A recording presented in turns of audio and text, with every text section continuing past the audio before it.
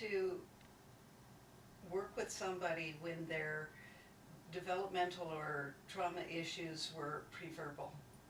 So you can't really, so they don't have the cognition, the Right. verbal cognition to be able to talk about it, but that's not the most effective way of working with anything, whether it can be verbalized or not. But if it can't be verbalized, it's essential to be able to work with embodied experience.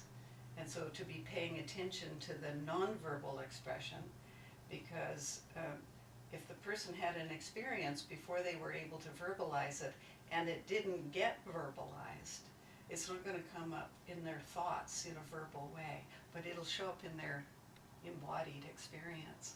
And so, you know, one of the things I love about Hakomi is, regardless of when the person had the issue that is organizing their present experience, you know, it probably happened earlier in their life at some point, but they might be able to talk about it. But what they can talk about is what they're conscious of, and the majority of the organizing habits and beliefs are outside of consciousness. Right. So just to sit on the surface of things and talk about them isn't going to really get at the core issues. Right. And especially not if the core issues go back to pre-verbal time. Yes. And this came up as you were talking about whenever it was that indicators got part of the teaching. Right. And that the first indicator that you look for is a dissociative look. Right. And how does that specifically relate? Just that that's an entry point? Like that's when you know there's been trauma, likely. Well, it's a coping strategy, so it might be a habitual strategy, or it might be a way that the person is protecting themselves from reliving a trauma experience. You mean it might be a protective strategy in the moment? Yeah, yeah. That's just on automatic, you know. But connected. Yeah. Yeah, because all our coping strategies are connected with an experience where, which required some kind of coping. And to the degree that they became habitual and sometimes become part of how we understand ourselves, withdrawing, you know, I'm a shy person, you know, and so I might totally imagine, for example, if I think of myself as shy, that withdrawing is natural, when actually it's a coping strategy that seemed at some point in time like the smartest thing to do, like the safest thing to do. And if I did it repeatedly, or if it seriously worked, then I continue to do it until it becomes part of how I know myself. And you know, but dissociation, as you know, is a major way of coping with really painful and especially traumatic experiences. Well, it's not coping, really. Well, it's a way of not suffering as much as one would suffer if one was completely aware. So in that sense, it does protect. Yeah. And then it goes on automatic. And then if there's situations, and they can be really, you know, really vaguely similar. You know, it might be that the trauma happened in an experience with somebody else, so anytime I'm with somebody else, I click into that strategy. Usually they're more specific. Right. You know, there's something that's more... a smell or attitude on the person's part or something like that. It could be gender related or age related or situational. And it will click in on automatic whenever that part of the brain senses that this is similar enough that it's necessary to protect. Flight, freeze. Yeah.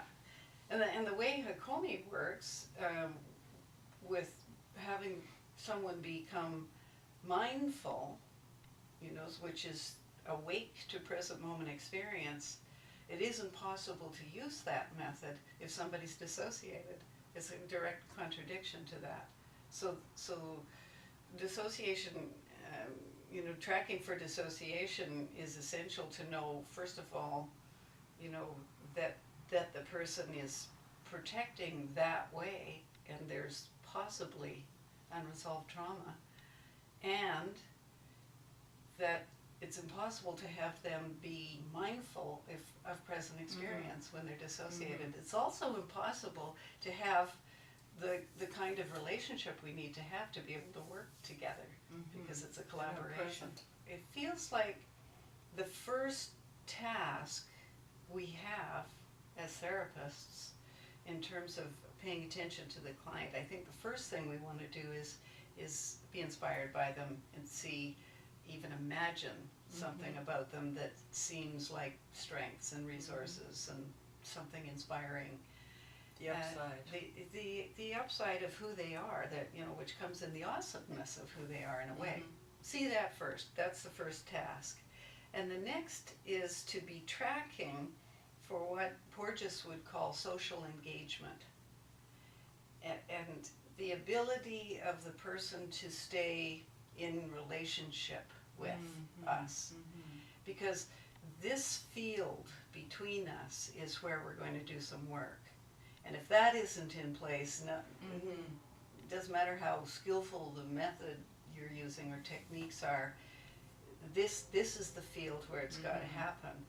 And some people have better social engagement skills than others. And some people's coping strategies interrupt their social engagement. And it's, whether it's dissociative kind of strategies, or anger, or intense emotion, or habits of, the mind going, the attention going somewhere other than present moment. Yes. Whatever their habits are that take them out of this connection right now, that has to be repaired, because even a few moments, not necessarily a straight hour, but a few moments at a time of this kind of connection is essential for us to actually accomplish anything. Yeah. So it's the first thing to pay attention to. And the other thing about watching from the perspective of, how is our relationship?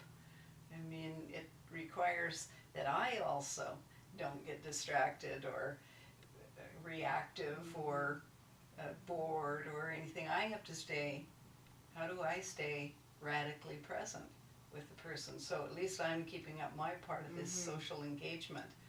So I have to know myself well enough too, and interrupt the whole thing if I'm off track, and have the ability to keep bringing the other person back into relationship, and then we can do something, but that's the first thing. But and part of how you do that is to stay inspired in the moment by the person and stay in touch with their see what's right, so I'm see not, what's right. That way of seeing another person, whether I speak about it or not, is felt by the other person. Absolutely. And it's an invitation for them to move closer, to reveal themselves, to feel safe. So that attitude not only reminds me that what I can see about the clients, the others' resources and strengths and capacities is what is going to be the most important factor in whatever they can accomplish. Yeah. That's so giant. It's huge, isn't it? It's huge. Yeah. So there's nothing to fix, other than the person's lack of awareness of their own strengths.